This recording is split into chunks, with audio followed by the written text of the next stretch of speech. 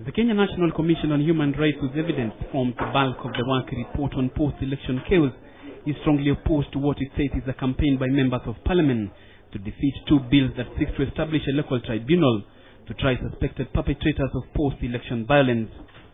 The rights body says even though the Hague option could be more reliable than a local tribunal, crucial witnesses and their evidence may never be heard.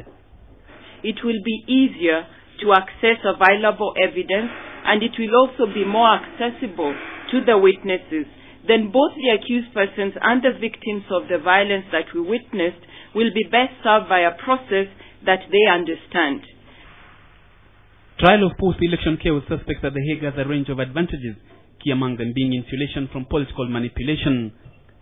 But on the other side, the option is disadvantageous because according to the Rome Statute that establishes the International Court, the court shall only handle cases of failed states. In addition, the ICC will only act when there is every indication that a country has deliberately failed to act on gross human rights violations. The court will only be interested in those who bear the greatest responsibility for such crimes, as the case for Sudan President Mohamed al-Bashir on the genocide in Darfur. Experts are divided on this, with some fearing that this could let off the hook many suspects who fund Kenya's post-election violence. If the many executors of crimes are not held to account, then we will end up having selective justice. Those not named in the envelope will have to be tried in the ordinary courts. And in fact, it's better to get a few, even one, rather than to charge 1,000 people in Kenya and none of them is convicted.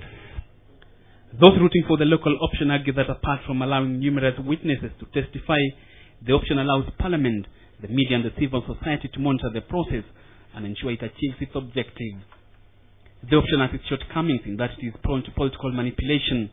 The tribunal could end up being just like the many commissions of inquiry whose findings never saw the light of day and is entirely dependent on political goodwill. That there are fears that ethnicized politics in Kenya, where key suspects can rally their ethnic support to wage campaigns against the effective functioning of the tribunal may occur. On what option to take, that remains with Parliament when the crucial vote is taken. Emmanuel Salam, KTN Prime.